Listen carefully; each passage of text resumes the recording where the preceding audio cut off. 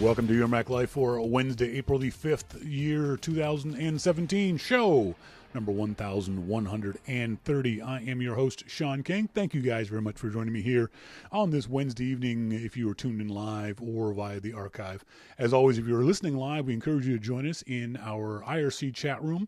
Our good friend Monty has made it very, very easy for you to get into the IRC. Just go to the website at yourmaclifeshow.com. Right there below the video, you'll be able to see the entryway into the IRC chat room. Don't worry about not knowing about anything about IRC. Everyone there is nice. They're all friendly. Everyone will help you. Just join the IRC because, as we always say in the chat rooms, is half the show.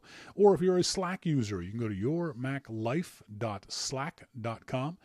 And you can join the cool kids in the Slack chat room. The Slack chat room also, as I've always said, is open 24/7. So if once you join the Slack room, you can always come in during the week. The IRC chat room is only open during the show, but the Slack chat room is always open. You can join Wayne, Sherry, and Lauren, and a bunch of other folks who pop in during the day to chat to and at me. On tonight's show, we'll talk to our good friend Jim Dalrymple of The Loop at loopinsight.com. The big news this week was the fact that Apple sat down with 5 journalists to explain as much as they could the Mac Pro, where it was, where it is, and where it's headed. It's a very, very interesting sit down with these 5 journalists. Gruber, I think, had the best description of it, certainly the most thorough description of it.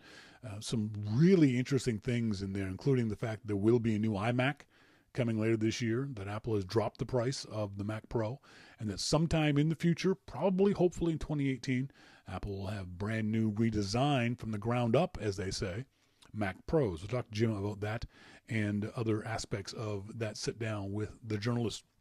As Arcsign said in the chat room, in the IRC chat room, it is definitely unprecedented.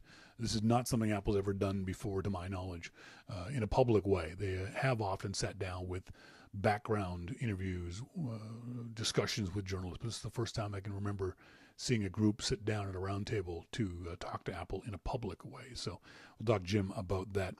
We're also going to talk about VPNs, virtual private networks, what they are, what they do, what they don't do. And I talked to, earlier this afternoon, I did a pre-recorded interview with Rich Mogul, security analyst for Securosis.com, also writes quite often for Tidbits.com. He is a guy I always pay attention to for any security-related issues on the Macintosh or on iOS. So if you're not following him on Twitter, check him out, rmogull, Mogull, on Twitter. He is the guy to, whenever you hear about a new malware and else like that, he's the first guy I look for to see his very level-headed writing about it. He tells it like it is. He says, this is a danger, this isn't a danger, worry about this, don't worry about this. So he's the guy I talk to. We had an interview with him earlier today, so unfortunately won't get your questions in unless you sent them in earlier.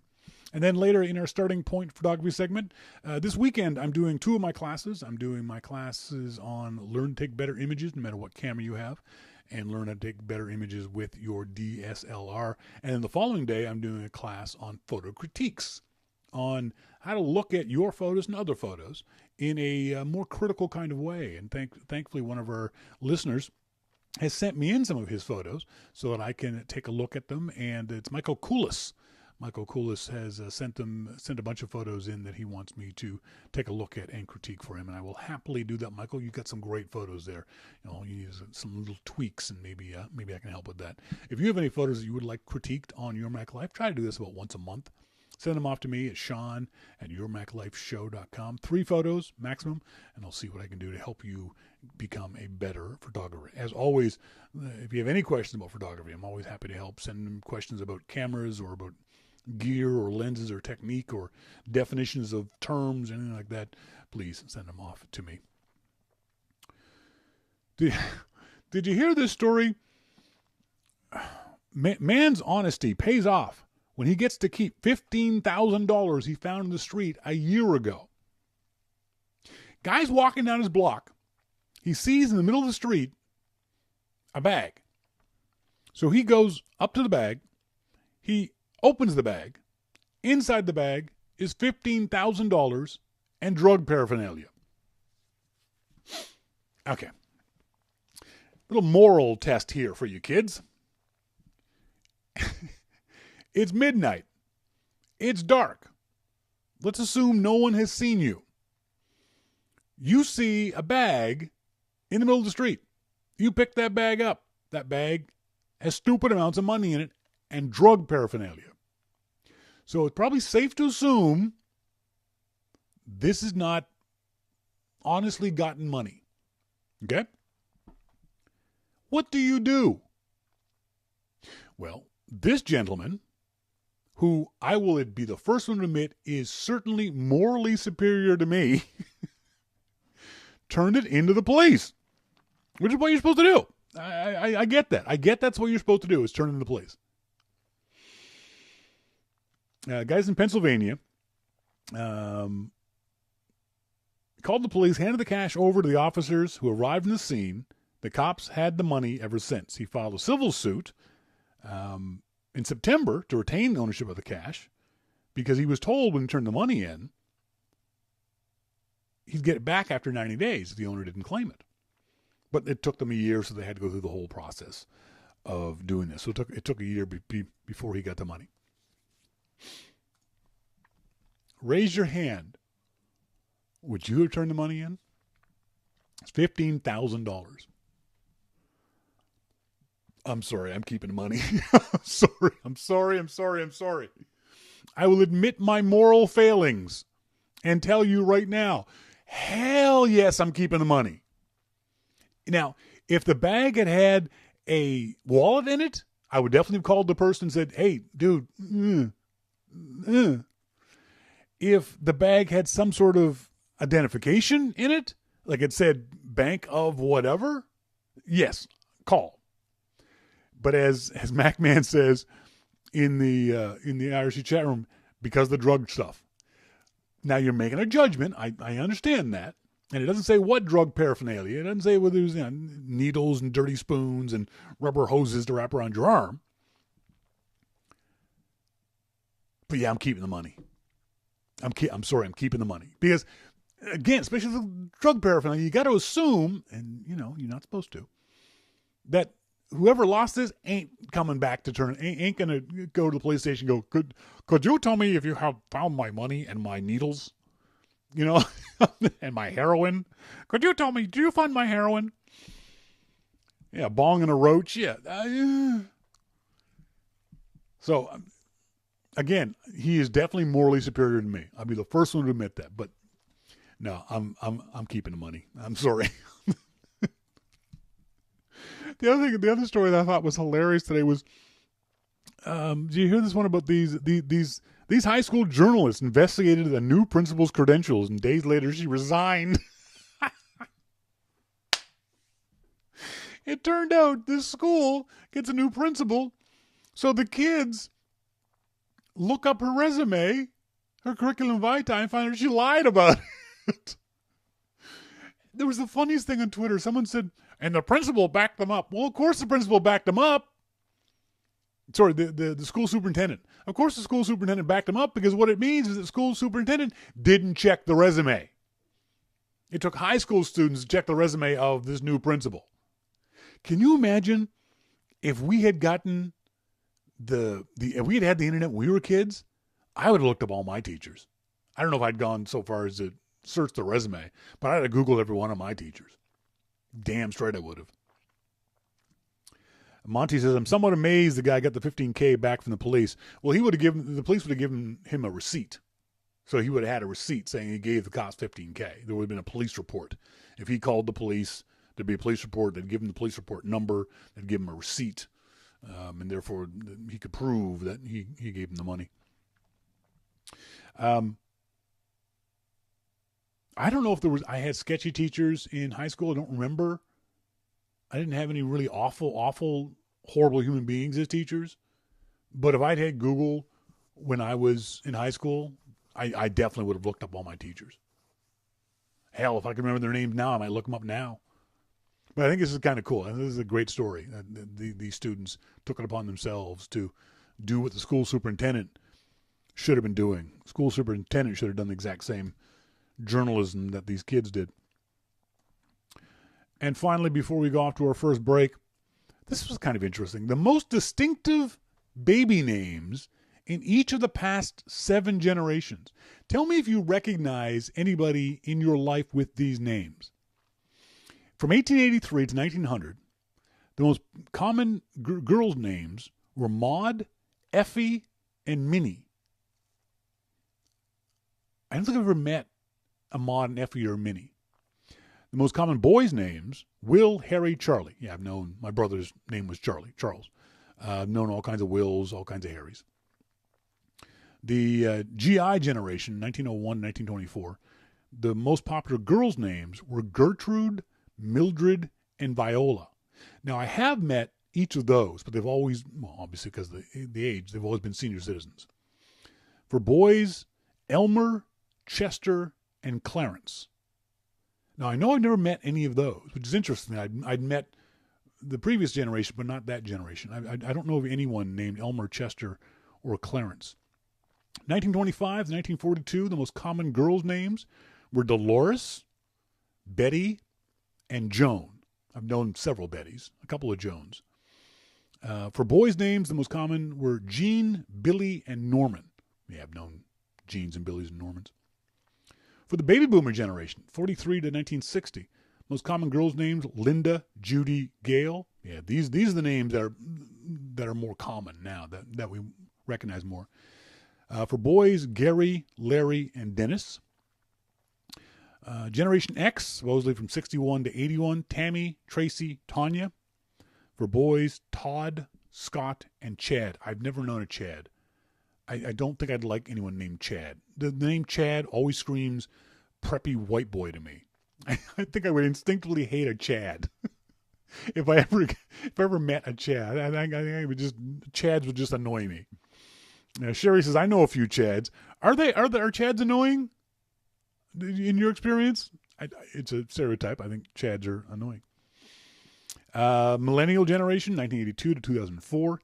Brittany, Kelsey, and Chelsea. Those are all stripper names. That's just those. I'm sorry, those are stripper names. For boys, Cody, Zachary, and Kyle. I like Zachary as a name. Zach, Z. I like that name. And the Generation Z, or as they call them, the Homeland Generation, which is an odd way to describe them, 2005 to present, the most common girls' names are Addison, Nevaeh, and Zoe. Addison? That's a last name. Zoe? Come on, that's just lame. And Nevaeh. Nevaeh was a name I'd never heard of until I read the explanation. And the explanation for Nevaeh, and this makes the name worse. Nevaeh is heaven backwards. Oh, that's stupid. Okay, that's just stupid.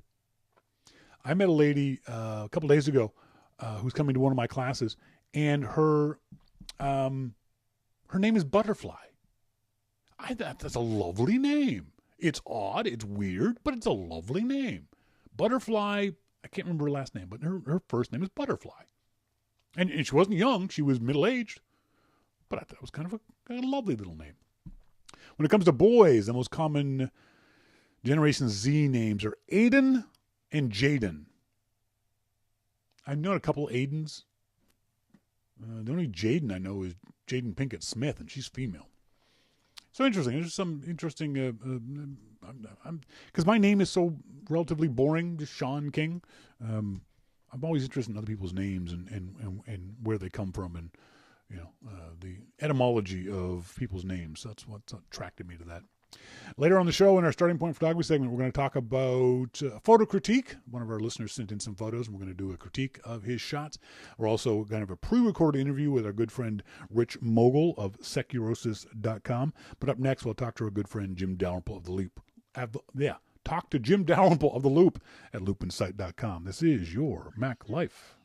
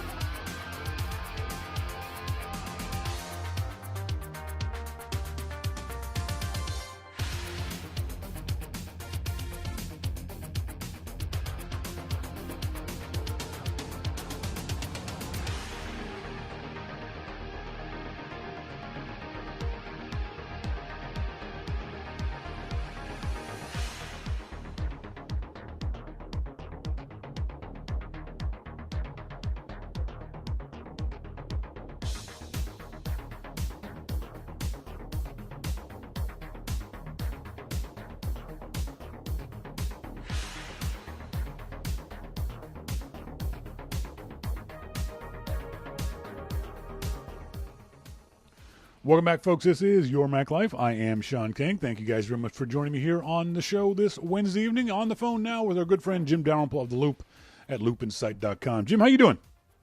I'm doing good. How are you? I am good. Obviously, there's only one. How long have we been doing this?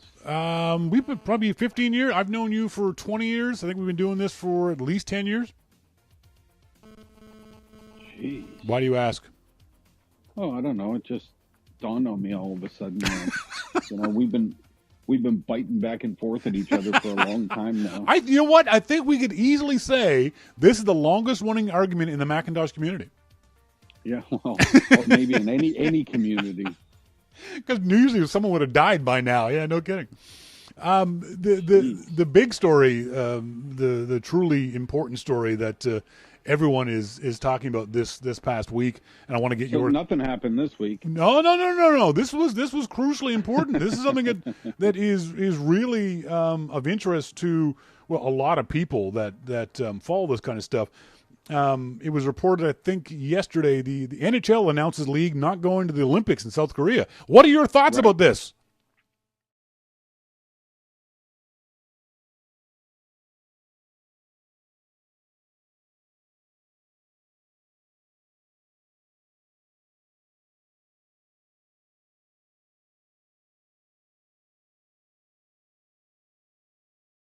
Where a lot of amateur hockey players got to shine. Yep. Well, since the NHL came in, they don't. They shine at the World Juniors. Yes, but you know what shines more importantly? A frickin' gold medal, baby. Yeah. Well, Canada won the gold back then too. So No, we did not. Not in the Olympics. Canada wins the gold in the juniors, though. So, yeah. Anyway, I think I understand the owners' dilemma here. Yes. They're paying a lot of money for these players. Yep. They go to the Olympics and get hurt and then come back and can't play. And imagine how many millions of dollars the owners are out if they don't make the playoffs or, whatever, because their guy gets hurt at the Olympics. That's why it's called insurance. That just sucks. Buy insurance. So, but on the other hand, it's great to see all of these world class, and that's what the Olympics is supposed to be, yep. The best in the world. So see these world class hockey players, and let's not beat around the bush here. I mean, Canada has the best hockey nation and the hockey players in the world. There is no doubt about that. So when Canada puts together a hockey team, it's just wild to watch them play because they are the best. And I mean, Canada can put together 2 hockey teams and still beat the rest of the world. That's right. And that's the thing, because this is one of our very few opportunities, and why our American friends are asking, why are they talking about this? This is one of the few opportunities we in Canada have to beat Americans. That's why this is important to us. If it's just college players, we might lose to the Americans. I'm not talking about winning the gold medal. I'm talking about beating the Americans, which is all that we really care about in Canada. So that's the issue. Now, I love Mosquito, like the brother I never had, but he is so freaking naive. He says in the Slack chat room, why would I want to see pros compete at that level? Dude, do you watch track and field? Do you watch swimming? Do you watch most of the other sports? Those are all professional athletes. And make no mistake about it, the non-pros that the Russians and the Czechs will send are also professional athletes. They get paid for this stuff. The Olympics haven't been an amateur event for decades. So you might as well send your best. The thing is, like Alex Ovechkin said that he's going to go play anyway. Yep. Regardless of what the NHL says. Yep, that's right. So if all of a sudden you have people like Alex Ovechkin going to play against juniors, you might as well just give them the gold medal now. No kidding. I mean, just cancel the whole hockey event and give it to them. Yeah, unless you do it 3-on-5, Ovechkin's team's going to win. Yeah. But as Arcsign says in the IRC chat room, isn't it better for hockey as a sport for the NHL to go be seen around the world? Shouldn't Canadians still go whether the NHL goes or not? I see that's a good argument. Yep. I think it is better for the sport. Would it be better for track and field if Usain Bolt didn't go because he runs professionally? That's right. Yep. No, because everybody watches track and field just to see him. I do. Yeah. You see some of these stars and you want to see them perform, whether it's in gymnastics or track and field or figure skating or hockey, whatever it is. You want to see the best. Now, that's a great argument. It could be argued that that's not the case in all sports. Like basketball doesn't need the worldwide acclaim and ratings in the Olympics that a lesser sport like hockey does. Hockey is not nearly as popular around the world as basketball. So I can see. Wait, what? Basketball is hockey is not nearly as popular around the world as basketball is. Bullshit. What a big crock of crap that is. It's true. Look at the ratings for hockey versus basketball. Any place you want to talk about. But okay, go someplace in Europe and tell them there's a hockey game or a basketball game going on. I bet you'll fill the hockey arena before the basketball one. How many professional hockey leagues are there in Europe? A ton. Every country has them. There are more professional basketball leagues in Europe than there are professional hockey leagues. Oh, my God. Sorry. Oh, my God. Facts is facts. Yeah. You've got an entire continent, Africa, where they don't play hockey at all. Yeah, they play soccer, dumbass. They play basketball, too. Where do you think all the black folks come from? Never mind. Sorry. I'm sorry. I didn't mean that. I'm sorry. I know. God. I know. Don't write. I'm sorry. Don't write. I'm sorry. I apologize. Wow. I apologize. Let's talk about the Mac Pro. Yeah, no kidding. That was probably, as Arcsign said earlier in the IRC chat room, an unprecedented gathering. I don't remember Apple ever doing this in a public way. I know they've done background stories with various journalists, yourself included, that were never on the record. But this is the first time I can remember Apple doing a story like this on the record with 5 very select journalists, with Gruber and Paskowski, Ina Fried, Matthew Panzarino, and I've forgotten the 5th guy. I can't remember the 5th guy's name. Sorry. Did this surprise you that, first of all, you weren't invited? And secondly, you turned down your invite, didn't you? Just go ahead and tell us you turned it down. You said private or nothing, right? Yeah, exactly. Did this event surprise you, or is this something you think this is going to be the new normal for Apple? No, I don't think it's going to be the new normal. I think that Apple needed to do something, and as I said in the story I wrote that day, what we wanted from Apple was either a new machine or an explanation as to what's going on. one of the two. And as it turns out, they sort of gave us both. Yeah. But at least they gave us an explanation. And, now there's not going to be any more talk of, well, Apple doesn't care about the Mac. Well, they do, and not only they do, they're getting rid of the trash can, and they're coming back with, a modular design so that pros can update their machine as they need to. Wait a second. They didn't say that. They said a modular design. That doesn't mean that modular for the users. It might mean modular for Apple.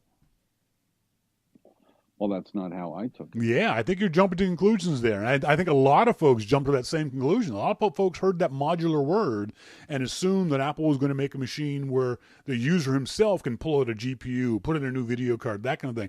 I don't think there's any guarantee of that. I don't think there's any promise of that whatsoever. That's what you were able to do with the last ones. You can pull out cards and put in cards. And with the old trash can Mac Pro? No, the cheese grater. The cheese grater. That's not the last one. Oh, for Christ! Hey, words matter. God, words matter. God, you just I'm standing here next to a brick, just ready to beat myself in the head with it. And how long did you say we've been doing this? Apparently too long. But did you think that?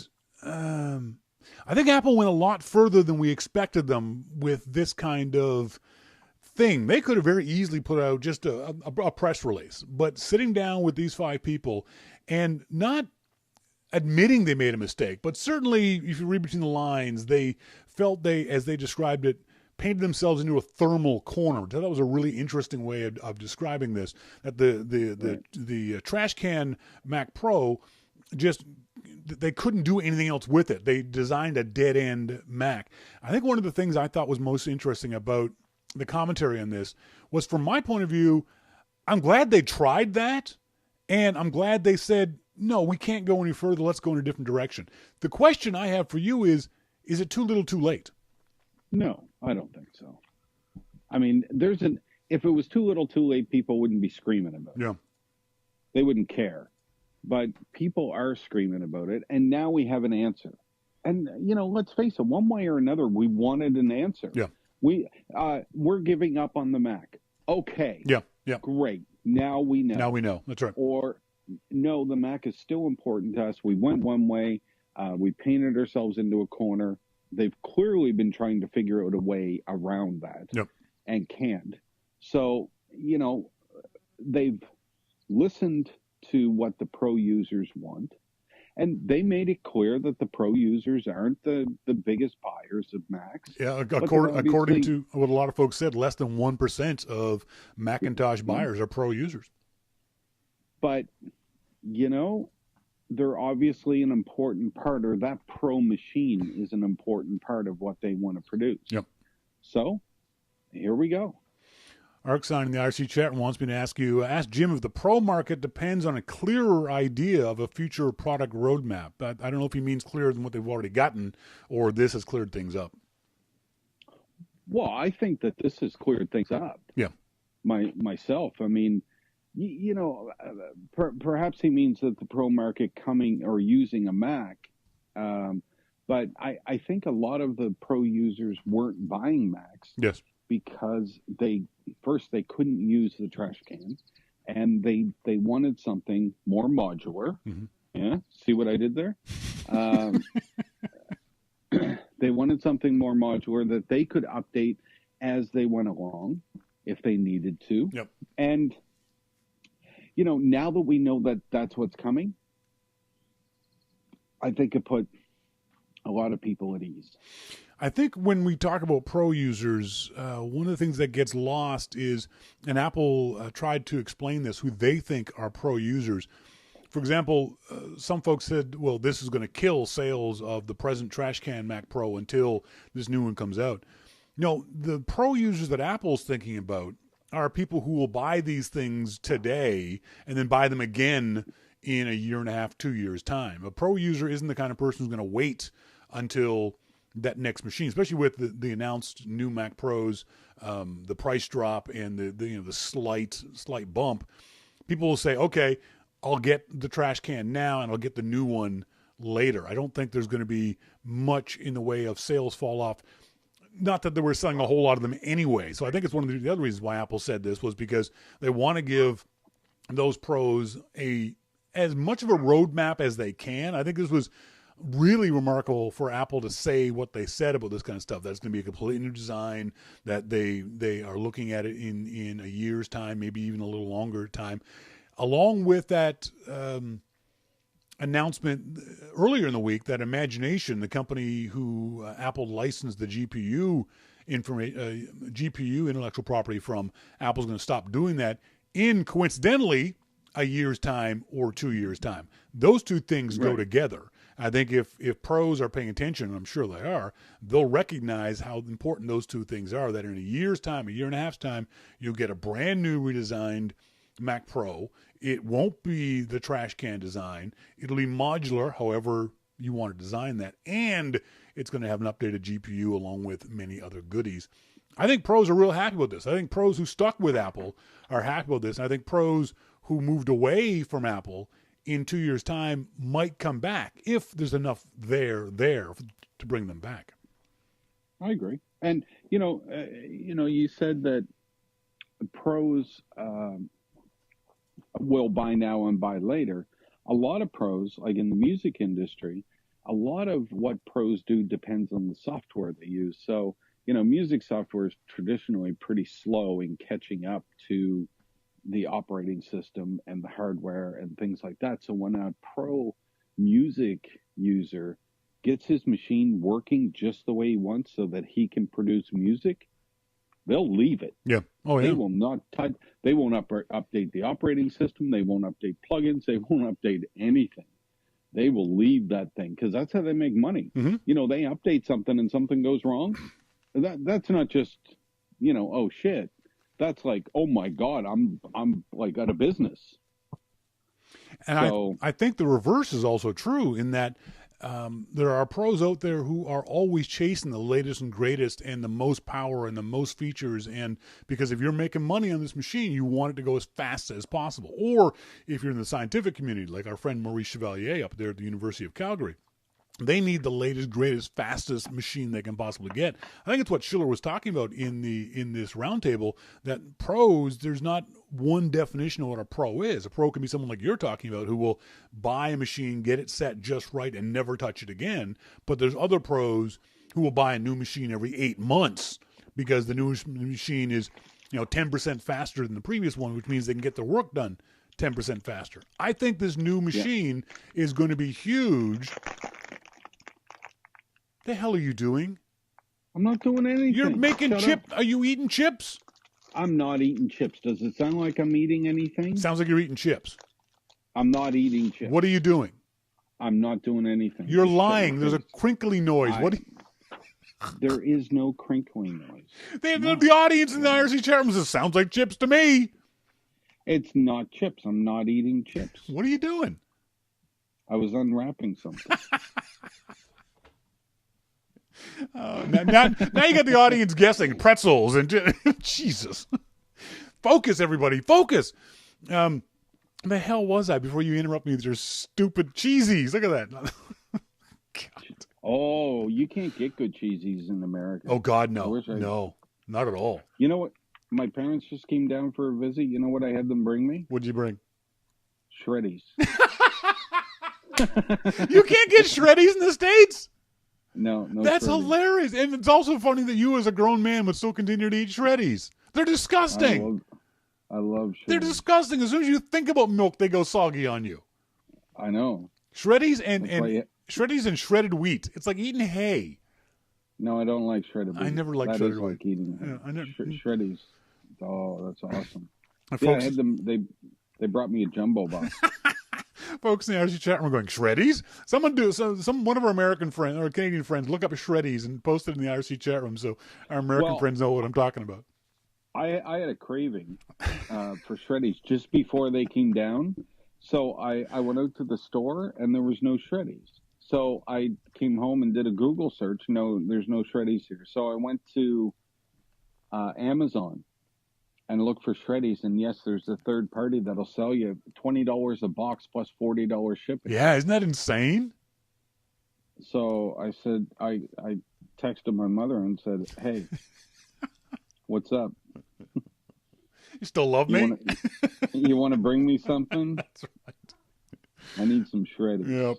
When I was living down in the States and Sly would come down to visit me for a Macworld Expo, I always had to bring Kraft peanut butter, like the big giant creamy jar of it, because you couldn't buy it in the States. There was a website Sly would send me to get like Crunchy bars and Eat More bars, the other stuff I couldn't get in Canada. But yeah, the stuff was ridiculously expensive. It was just like $15 for a chocolate bar. It was just insane. Getting back to the story. Don't worry, folks. I'll fix that in post. Getting back to the Mac Pro story, the idea that, as Apple said, there isn't just one group of pros. To me, what was remarkable was they're going to go through all of this effort for less than 1% of their user base. Why would Apple continue serving a 1% part of their user base? They're making more money on iPhones and iPads. Hell, they're probably making more money on iPods right now. Why bother? Why bother with this end of the market, do you think? Well, that's a really good point. But I think that when you look at the pros, I mean, right now, I'd never used an iMac for music creation, but I do now because that's what's available, so if there's a Mac Pro again that comes out, I always used a Mac Pro. Yeah. I actually had two Mac Pros that I was using for, the cheese grater ones. If there's a Mac Pro like that I can get all my stuff into, and then that's what I'll use. That's what I'll use for sure. But why would Apple cater to that market when they when they claim that the iMac is just as good as a Mac Pro? And granted, the iMac is a good machine. It's not a pro machine. It's not a... Clearly, they need something that's modular. That's what that market wants. But if it's only 1% of your user base, why bother? Well, maybe they want to up that to 2%. Yeah, and somebody posted on Twitter, and I'm sorry, I don't remember who, pinged me on Twitter after I wrote the story and said, "Why doesn't Pro include photographers?" Yep. For Apple. Yep. And not being a photographer, that's not something that I can reasonably answer. But when I look at, all I have to look at is what they said during that meeting, and that's they mentioned Final Cut Pro and they mentioned Logic Pro. Yeah. Because there's no pro photography program anymore at Apple. Mm-hmm. Do you feel as a photographer that Apple is not pro photography? No. I think that as a photographer, you don't need, depending on the kind of photography you're doing, but the vast majority of even pro photographers get by just fine with an iMac with lots of RAM. For pro photographers, it's more screen real estate than it is processing power, because right now the iMac, and I've proven it over and over again, the 27-inch iMac has got a lot of processing power. Would you like more? Sure, but screen real estate is what's more important to a photographer. The ability, the Retina display, the ability to see clean, clear, good colors, and to have lots of RAM for Photoshop or Lightroom, I think is more important than raw processing power when it comes to pro machines. The other thing that was interesting too was Apple said they were getting back into making displays, which was weird, don't you think? That they got out of it and they're getting back into it. Yeah, I thought that was weird. It was a really strange thing to say. Yeah, I don't even know what to think about. Yeah, because they featured the LG display, and then LG screwed it all up, and then so it was off the market, on the market, and then Apple's back in the market. And you just think, but Apple's going to have to get the displays from LG probably. So, I don't know. And maybe that was the issue. Maybe Apple said, well, let's outsource this to LG. Oh, they're not doing a good enough job. Let's bring it back in-house. I don't know. I don't think that's the justification. I think the justification is it's going to be easy to sell a bundle of a 30-inch monitor and a new Mac Pro. I think that's why they're doing it. That way, Apple gets all the money. They're not going to share any of it with LG. They're not going to share the branding with LG. It'll look great on everyone's desks. Do you think that the styling is going to change? Reading what Gruber wrote and Panzerino wrote, Apple, as we said earlier, got themselves into a thermal dead end. That this is the next version is not going to be another circular design. In that case, it's got to be another rectangle of some shape. I can't imagine them going to a triangle shape or anything else goofy like that. I think the industrial design of the new Mac Pro will be just as elegant and interesting as the trash can. Whether you like the trash can or not, it was a different design. At least Apple's trying something. No one else is trying these things. No one else is trying to do innovative industrial design. I'd rather see Apple try and fail than not try at all and just follow the crowd. Yeah, and I guess you have to. Did they actually fail? There's a lot of people that like the trash can, sure. But it's not for everybody, and it's not for. I mean, the pros are being very vocal about the fact that it doesn't work for them. So, I think I think if you could get them off the record or get Phil Schiller drunk, I think Apple would admit the Mac Pro failed, if only because it couldn't be moved forward. It was in its time, in that moment of time, it was a great machine, but they couldn't find a way to update it because of, as I said, thermal issues that they were having with the actual design of it, and that was a mistake for Apple. They're not going to admit it.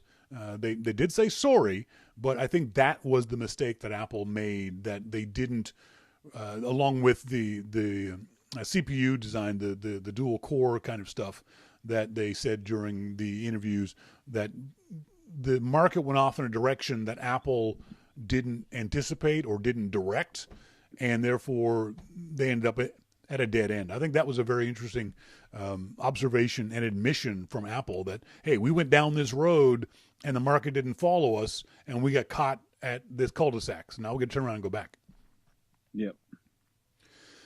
Overall, I think this is a really interesting thing for Apple to do, just from a company point of view. I hope they do more of this. They don't need to do what some companies do, which is say on this date we are going to be at this point in our evolution of things. But I like the idea that they're opening the kimono, so to speak, just letting certain people into a little bit of their thinking on this stuff.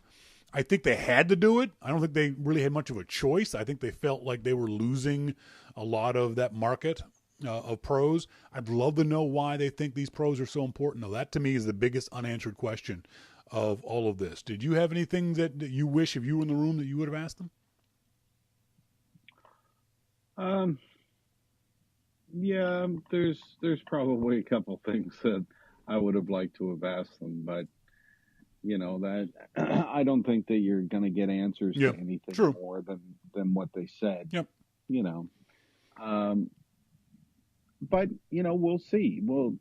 I think that people will like the new machines better than what they like the trash can ones. Yeah. Yeah, I think it's a given. I think the trash can, if for no other reason, has been maligned so much that Apple really couldn't go any further with it. After these 3 years of not being developed, they could go back to a cube design. I mean, if they wanted something that wasn't a rectangle, they could go back to the design of a bigger G4 cube kind of thing if they needed to do some interesting industrial design. I think people will like it. I think Apple's been very as forthcoming as they can be, given their natural secrecy and natural constraints. And I'm looking forward to seeing what's going to happen with the new iMac this fall, I'm going to assume, and with the Mac Pro coming up in a year's time or more, and seeing how Apple, because now I think they've set themselves up for this better be a damn good machine. If someone does benchmark tests against whatever new Mac Pro comes out against the trash can, and it's only 10% faster, only 15% faster, I think Apple's going to get slammed all over again. They've got to really push the envelope on that. I don't know that it's about speed. I think it's more about the modular design. Yeah. That's what got me. That's when I was looking at it, because I had PCI cards and Yep. stuff that I, packed in there. So that's the stuff that got me. Well, I think it'll be interesting to see which of us is right on that modular design. I still think that modular means that Apple can change things, not the user. But we'll see. We'll see in hopefully a year's time. Yeah. Folks, I've been talking to Jim Dalrymple of The Loop at loopinsight.com. He's here each and every week. Thanks, Jim. Thanks, Shawn. Talk to you later. See ya. Bye. Bye. Yeah, it's interesting. I saw so many folks who took that modular line as meaning the user was going to be able to swap out things like in the good old days. I don't think that's the case. I think, as someone pointed out, I've lost it in the IRC chat room or the Slack chat room.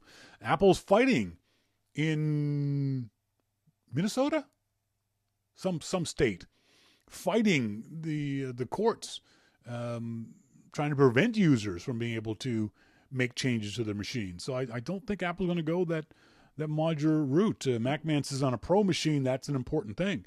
Yeah, but they didn't do it with the previous Pro machine. I can't see them doing it that way. Mosquito says, totally wishful thinking. Apple is very careful with their language about how the new Pro would change. Yeah, I think that is something Apple is not going to change. But we'll see. What are your thoughts about the new Mac Pro? Send me emails to Shawn at yourmaclifeshow.com. Is this market? Are you in the market for a new tower, a new Pro machine? Would you buy one today? Will you wait 6 months, a year for the new ones? Is it something that you are interested in? Or are you more interested in the new iMacs? For me personally, no. My 27-inch iMac I've got right now has got plenty of power for me, plenty of RAM. It seems to work just fine for me. I think it's two years old now. But I'd be interested to see what Apple comes up with the new iMacs. Up next, though, we're going to talk to our friend Rich Mogul of Securosis about VPNs and stuff like that. This is Your Mac Life.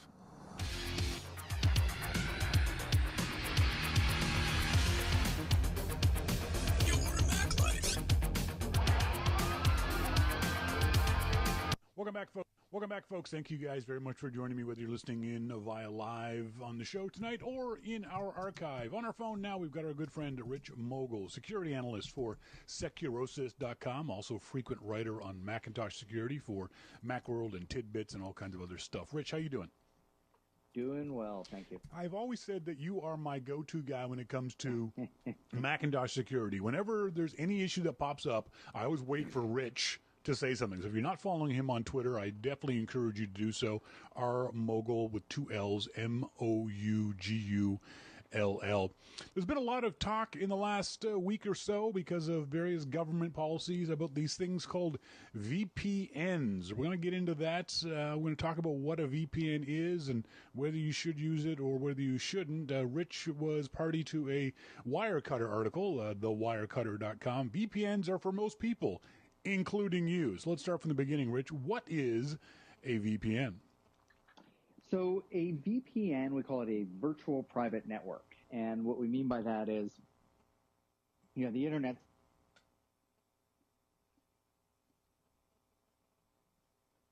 true, but if you can place yourself between the source and a destination, you can snip all the traffic. So one of the ways to manage that is to go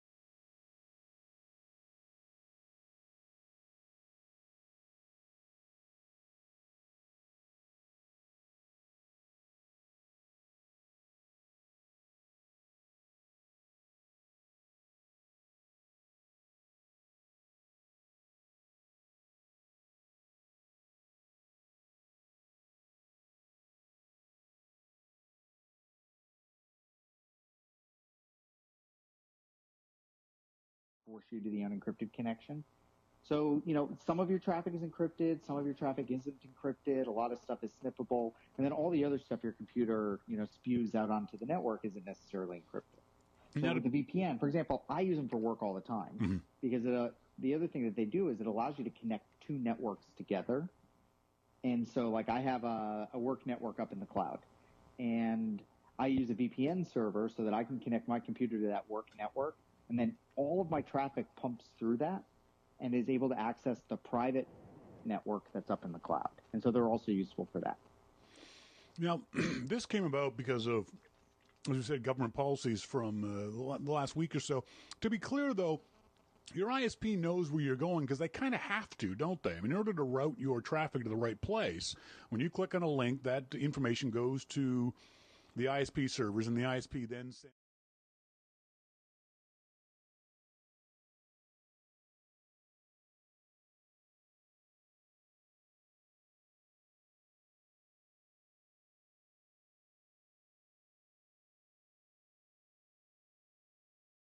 couple of pieces of that. The thing is are they looking at the IP addresses, or are they looking at the domain names? And are they looking at, because if your domain names and stuff are exposed, that like shows the paths of things, not just I'm going to google.com, I'm going to Google.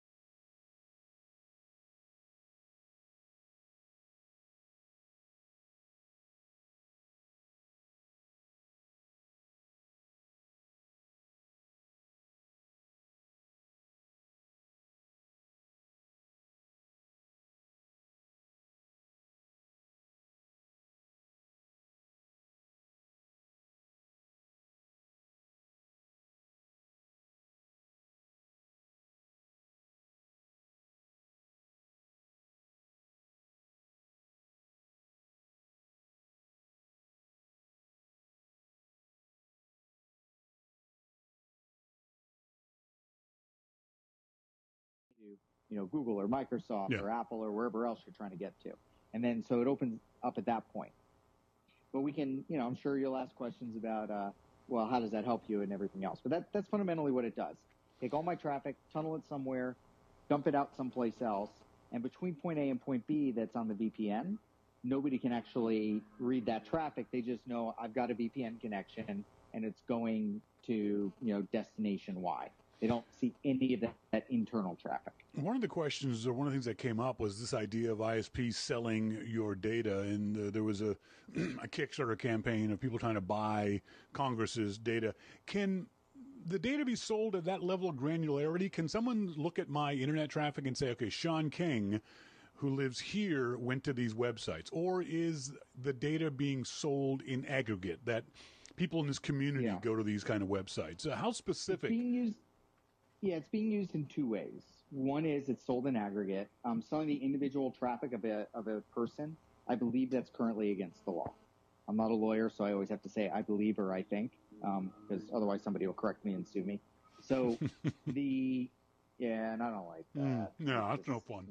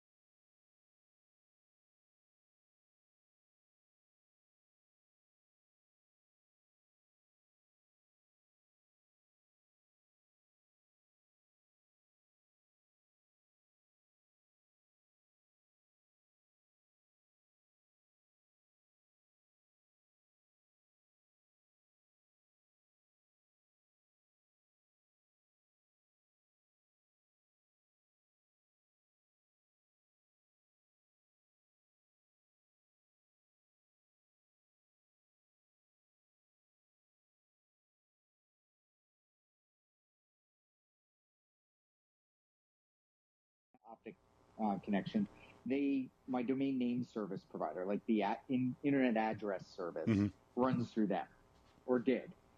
I'll explain what I mean by that in a moment. And if I typed in a bad address that didn't exist, they would see that and they would show search results instead, which I didn't want. So instead of getting an error that I would normally get, I get Cox Communications search results that I never asked for because they're intercepting that traffic, which to me is slimy. What I did is I just use a different DNS provider, which I can set up in my modem, in my router. And so even though they see my traffic, they don't have that ability to manipulate it anymore. But that's kind of an idea of how these companies operate, the kinds of data that they're dealing with. They can, see everything. They can sell it in aggregate, and then they can sell profiles and add web beacons. There's a lot of stuff, and there's differing degrees of sliminess among them. You've got some on the worst end of the spectrum, like Verizon, and you've got others, Cox, my provider, is kind of in the middle.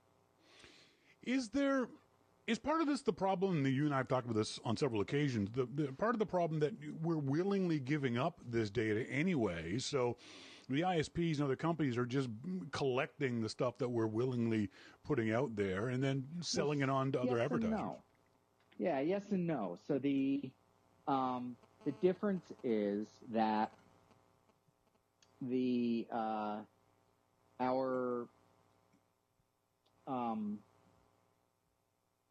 when I go to Google, when I go to Facebook, for better or worse, I am making an informed decision about what data that I give them. And that's something that, I understand. When I go to use my internet service, they watch everything. Absolutely everything.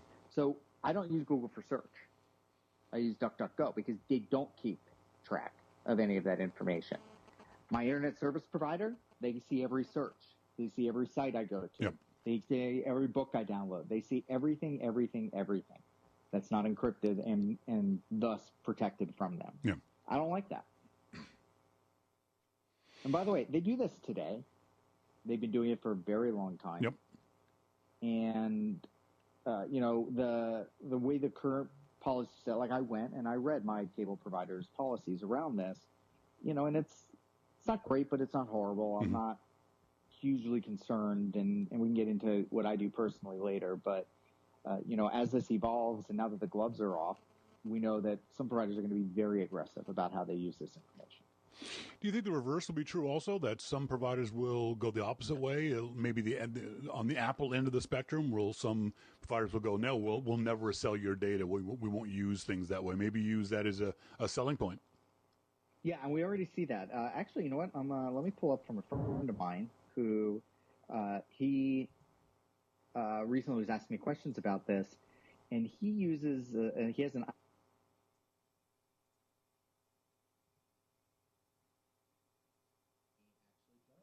Sorry, Rich, you broke up there. Could you go back? You said he uses, and then we lost you. So you try again. Rich. Hold on. Yep. Okay, sorry. My Apple earbud just decided to disconnect for some reason. the vaunted AirPods? Yeah. That's not good. They've got their issues. Okay. So, okay, you said your friend was using which? So my friend uses an internet service provider out of California, and it's Sonic. And they have good privacy assurances. That's part of one of the things that they use to compete. And I think that, that is potentially competitive. Now, the problem we have in the U.S. market, and I believe is even worse for you guys up in Canada, although you don't have the same legal issue that we do down here, is that in a lot of areas there are no real choices. That's right, yeah. For example, I have a choice effectively between two internet service providers here. So the one that I'm using, which is cable, and that's a fiber connection. I've got gig Ethernet, everything else. On the other hand, my other alternative is CenturyLink. Now, if both of those companies follow the same policies, that's it. Yeah. And also, CenturyLink only has a fraction of the bandwidth capabilities of Cox. Yeah. For a heavy internet user like myself, they are not usable.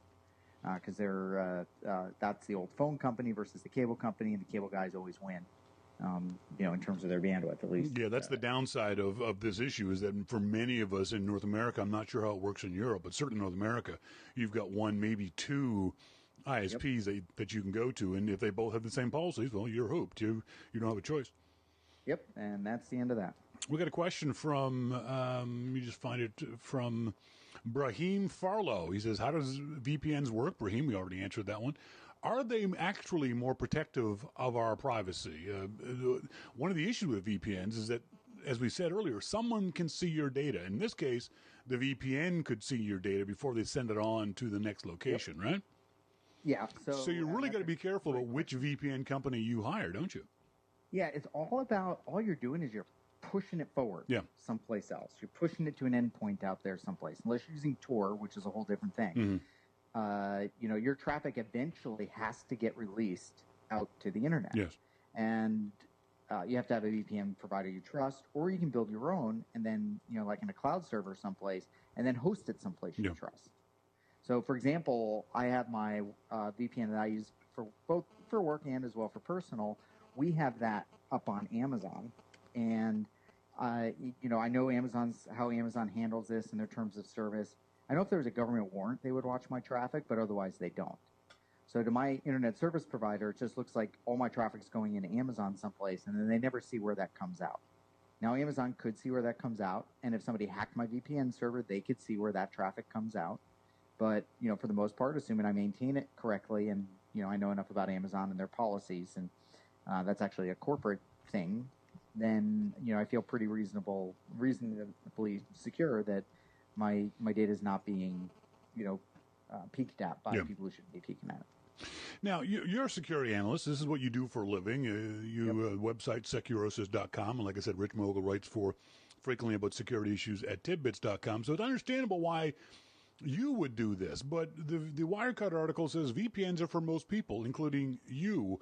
What good or difference would a VPN make to the average web surfer?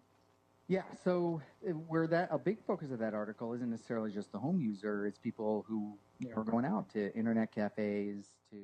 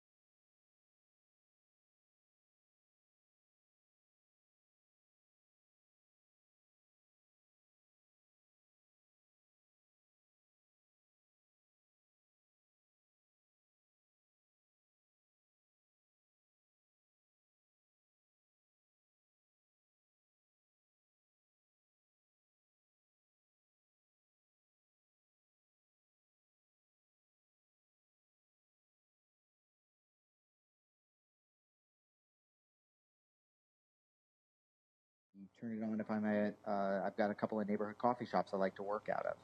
To save bandwidth, I'll turn my VPN on. Mm-hmm. And so it protects all of that traffic on those, local networks that you're connecting to.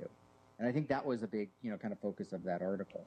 But again, why do the hostile ISPs, but those remote locations? But even if I connect to Starbucks every time I go to Starbucks to just do a little web surfing or reading Twitter while I'm waiting for my coffee. What difference does it make for me? Well, why should I care? What difference does it make?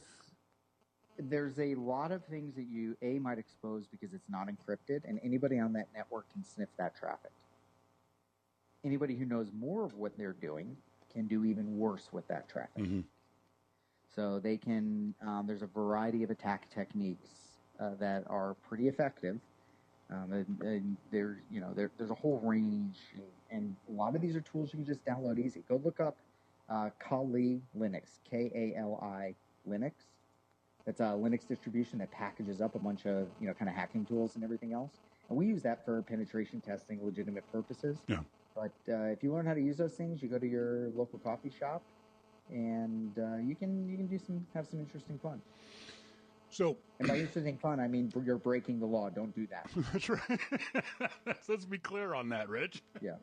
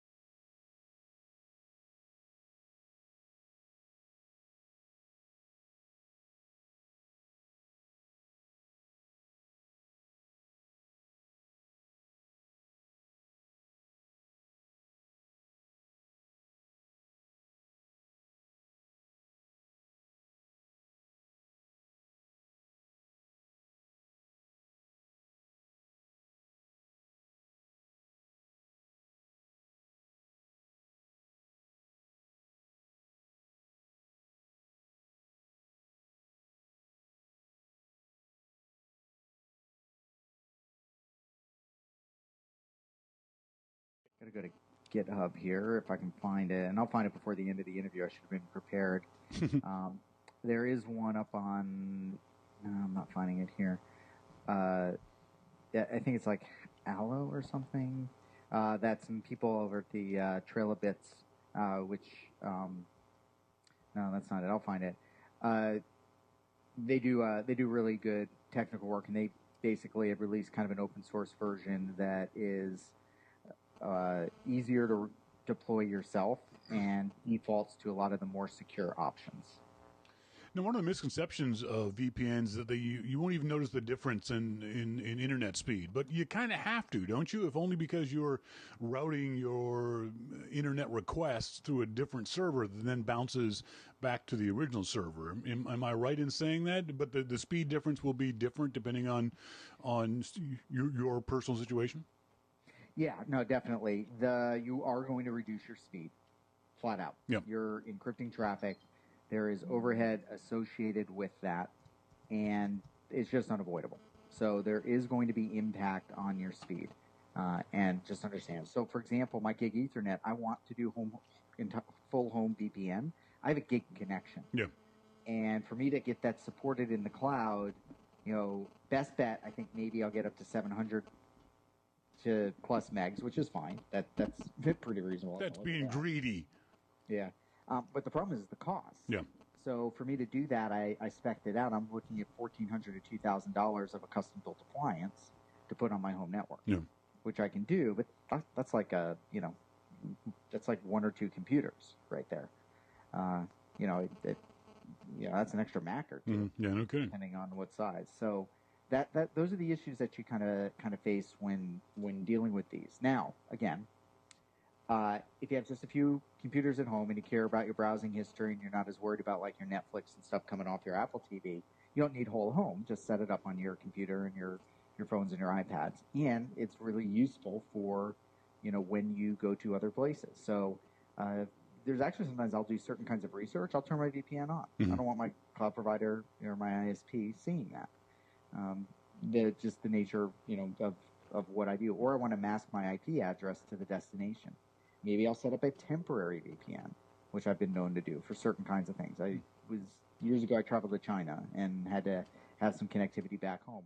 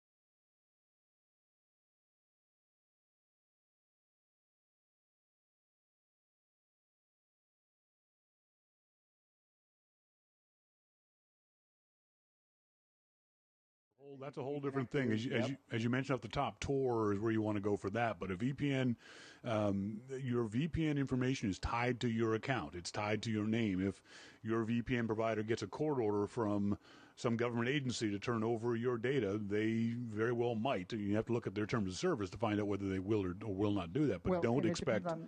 What country they're in. Yeah. It depends on, so there are actually providers that don't keep logs, for example, that they keep their data aggregated, for example. So it's very, very difficult to tie data back to you as an individual. But it is not they themselves do see that data at some point. Even if they're not keeping it, maybe there could be a court order where they have to start tracking it for you or something. We've seen similar kinds of things happen before. So, and then their internet service provider can track it, and your connections are stacked. And in all of those cases, it's not masking. Like if you log into something, then you've got cookies and everything else still identifying you. Mm-hmm.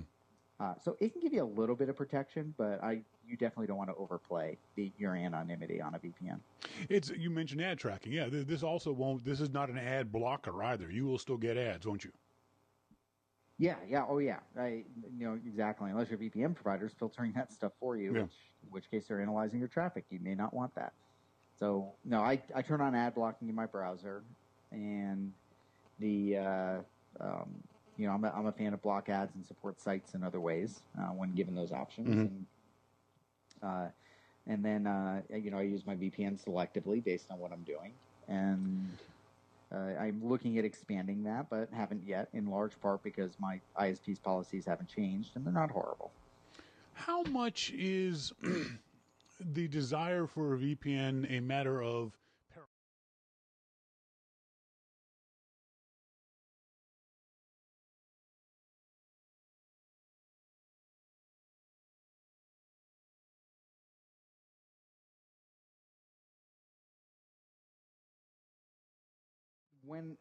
legitimately, I use VPNs all the time, especially when I'm traveling and when I'm working out of the house. I think they're pretty important there. Most corporations, in many cases, require them.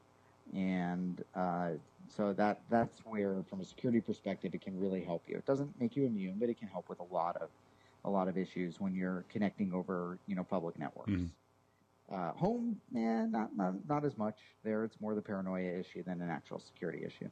Unless you're, super worried about your ISP, doing nefarious things. Yeah. It's a complicated issue, but it doesn't have to be, folks. VPNs, Cloak, and others like it on the Macintosh are fairly easy to set up. Mostly it's, do you want to spend the money, whether it be $4 a month for one ISP or a $99 a year deal on another.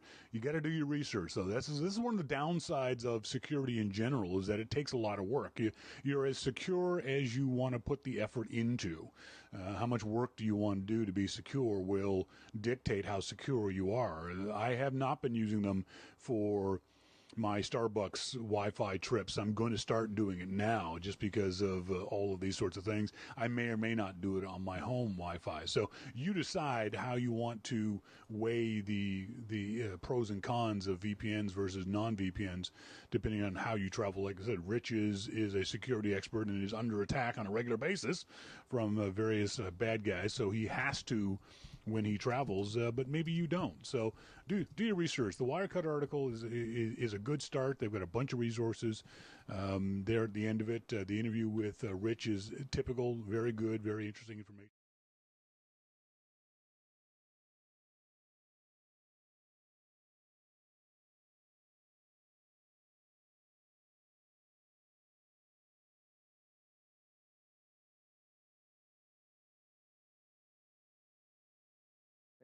Or something like whatever cliche you want to use, brother.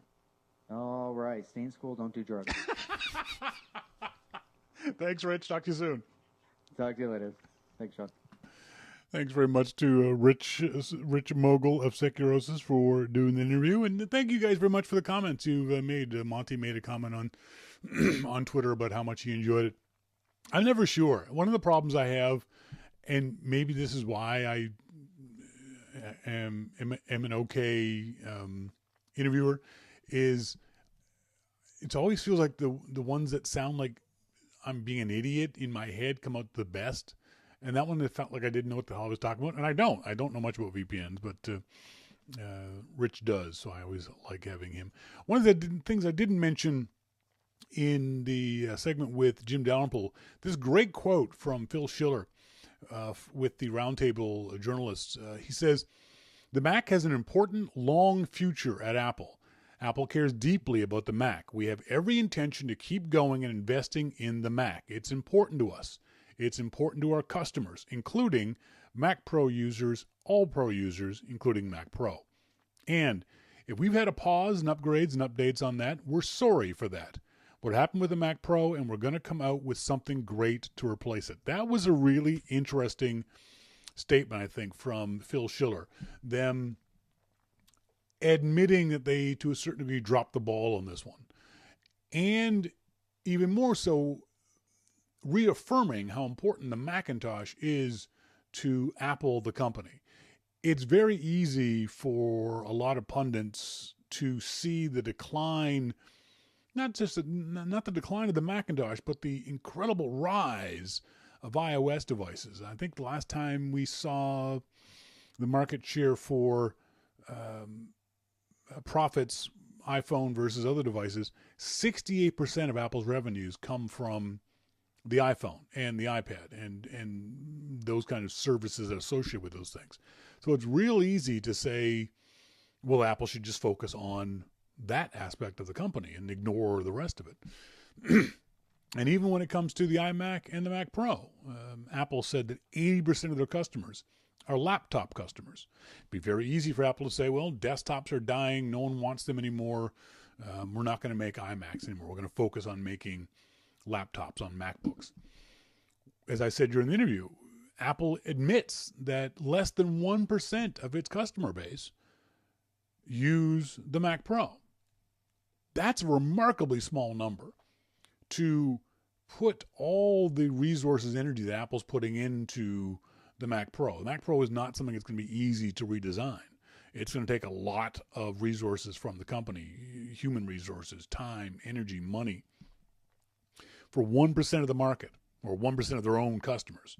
So it's good to hear that Apple is not just throwing in the towel or bowing to commercial pressure and going to continue to make the Mac in general and the iMacs and the Mac Pro as well.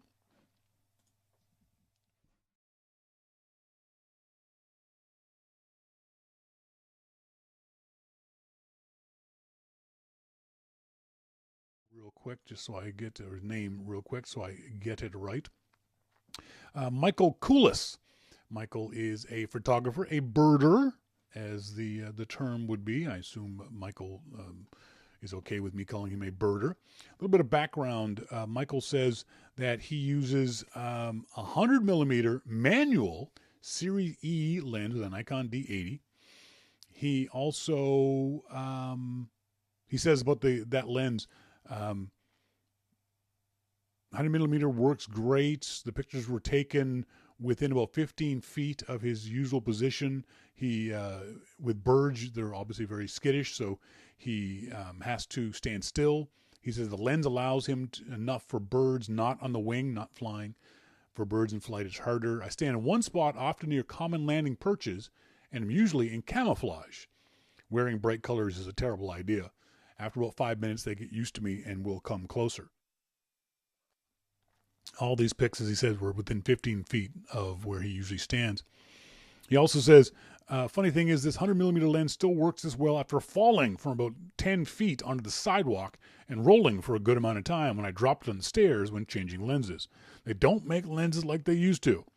The 300 millimeter I had that I also sent you pictures of is pure metal, even the lens cap, and heavy enough to fight off a bear attack. Best part is I only paid $75 for it on eBay. Older Nikon glass is really amazing. This is from Mike Koulis in Richmond, Illinois. So let me just show you some of the shots that Mike got.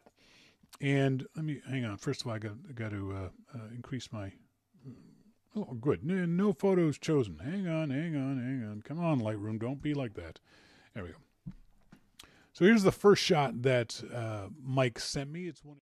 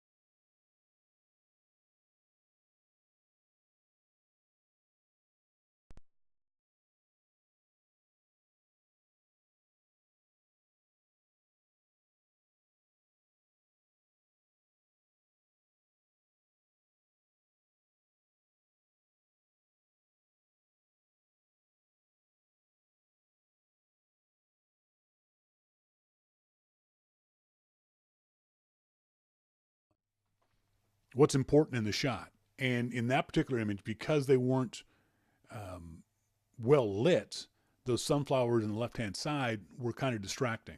So the cropped into just what I wanted the photograph to be about. Let's go back and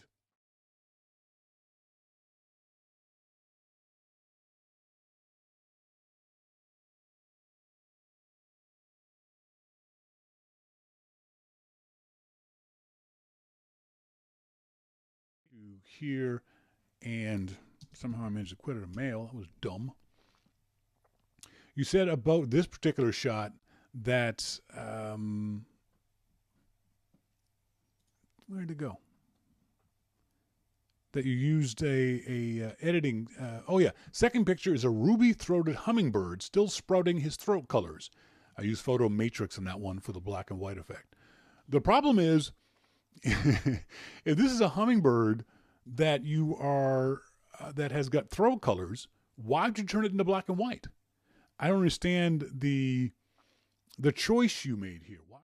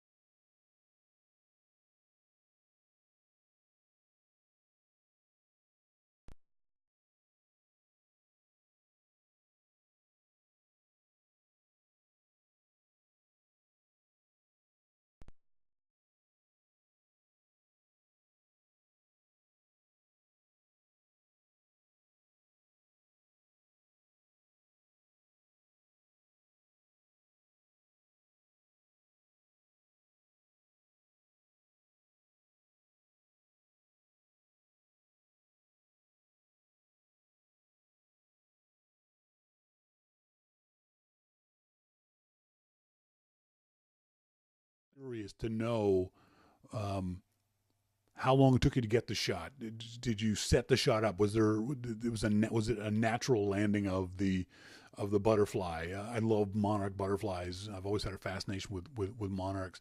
So this is a story shot for me. This is a story. I always tell folks in my classes, you want to create images that make people want to ask you about them. What the situation was, what it is, where it was, that kind of stuff. And for me, this is a great example of exactly that. This is a story shot that I would really be very, very curious to know how you created this particular image as a photographer. Next up was a great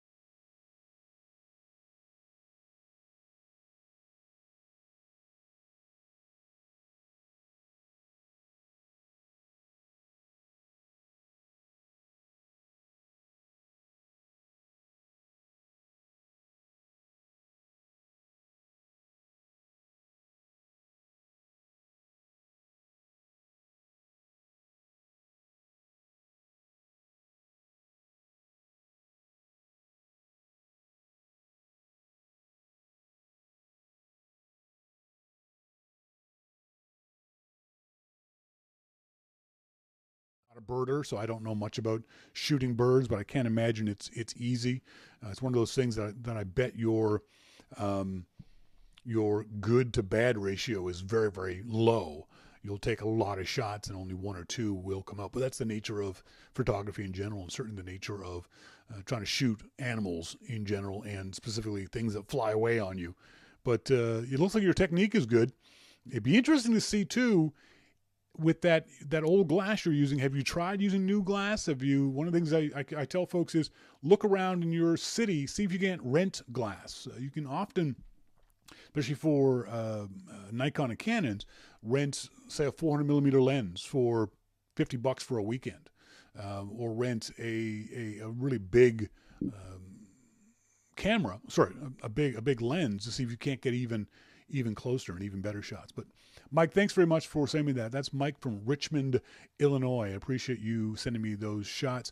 Anyone else wants to do this, please send me your photos. They can be any kind of photos. They don't have to be professionally done photos. They don't have to be done with a DSLR or iPhone shots, whatever it is that you like. If you want to learn more, one of the things I tell folks is if you want to learn more, you've got to be willing to learn more. In other words, you have to have your stuff critiqued by family, by friends, by complete strangers. You have to be willing to let others use their experience to help you become a better shooter. Let's see if I got any emails for you. Oh, look at the time. No, got no emails. We're going to pass on emails for this week. I'm going to wrap this show up. Folks, I want to say thanks, as always, to our good friend Jim Dalrymple of The Loop at loopinsight.com. Also want to say thanks to Rich Mogul, a security analyst for Securosis.com. He also writes for tidbits.com and macworld.com. His Twitter handle is rmogul, RMOGULL on Twitter. If you'd like, please tell him thanks for being on the show. He's the guy I always talk to and listen to when it comes to Mac security, and you should too. Follow him on Twitter, rmogul on Twitter. As always, I want to say thanks to you guys for being here, whether you're tuned in live or whether you're listening in via the archive. I appreciate you guys being on the show. Subscriptions are available to Your Mac Life. Go to the website, yourmaclifeshow.com, and on the left-hand side there, you can subscribe for $2, $5, $10, $15 a month, whatever you so choose. All that money goes into my wallet. Just as simple as that. There's just no other way of describing it. I spend it. But it's a way to support the show. If you want me to do more interviews, if you want me to continue doing the show, if you want me to do this stuff, that's the way to support the show. As we said in last week's show, you got to support the stuff you like. The days of good and free are coming to an end, if not already to an end. So I appreciate if you guys would throw a couple of bucks a month my way. Folks, as always, thank you guys for joining me. And I've been Shawn King, and you've been listening to Your Mac Life. Thanks for joining me. See ya.